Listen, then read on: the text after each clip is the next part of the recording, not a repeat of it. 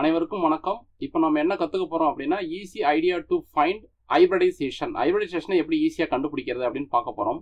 அதுக்கு நீங்க தெரிஞ்சிருக்க வேண்டியது, ஒரு கார்பனை சுத்தி அரௌண்ட் கார்பன் எத்தனை சிக்மா பாண்ட் இருக்குன்னு பாருங்க. இப்போ 2 சிக்மா பாண்ட் இருக்கு அப்படின்னா அது sp ஹைபிரிடைசேஷன்.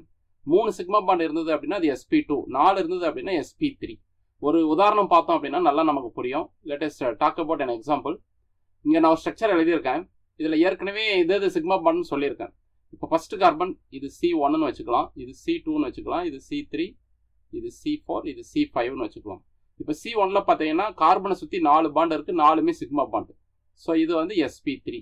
இந்த கார்பனுடைய ஹைபிரிடைசேஷன் sp3ன்னு சொல்லலாம். ரெண்டாவது கார்பன் C2 கார்பன் பார்த்தீங்கன்னா லெஃப்டில் ஒரு சிக்மா பாண்ட் இருக்குது, மேலே ஒரு சிக்மா பாண்ட், அதே மாதிரி ரைட் சைடில் ஒரு சிக்மா பாண்ட். மொத்தம் 3 தான் இருக்குது. அப்போ இது வந்து sp2 அப்படின்னு சொல்லலாம்.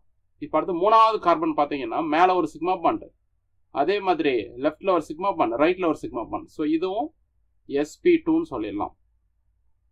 3 சிக்மா பாண்ட் தான் இருக்கு. நாலாவது கார்பன் பாருங்க, லெஃப்ட்ல ஒரு சிக்மா பாண்ட் இருக்கு, ரைட்ல ஒரு சிக்மா பாண்ட் இருக்கு. ஸோ 2 சிக்மா பாண்ட் தான் இருக்கு இந்த கார்பன்ல. 2 சிக்மா பாண்ட் இருந்தது அப்படின்னா உங்களுக்கு சொல்லியிருக்கேன், அது வந்து sp அப்படின்னு சொல்லிட்டு. அஞ்சாவது கார்பன் பார்த்தீங்க அப்படின்னா லெஃப்ட்ல ஒரு சிக்மா பாண்ட், மேலே டாப்ல ஒரு சிக்மா பாண்ட். ஸோ இதுவும் பார்த்தீங்க அப்படின்னா sp தான்.